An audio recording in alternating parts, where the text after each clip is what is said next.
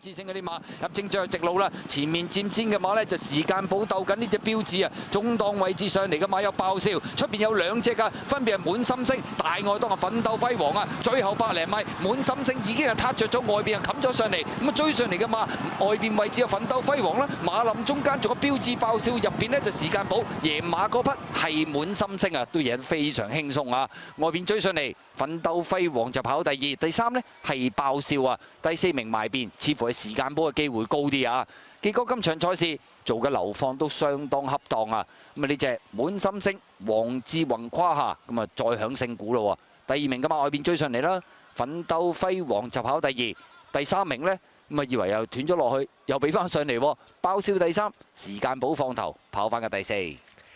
今晚黃志宏亦都起馬，同阿師傅方家柏，大家都贏兩場。呢匹滿心星，奮鬥輝煌外邊追嘅第二啦，都係田泰安今日都係上名咋，爆笑啊！整個第三、第四時間寶。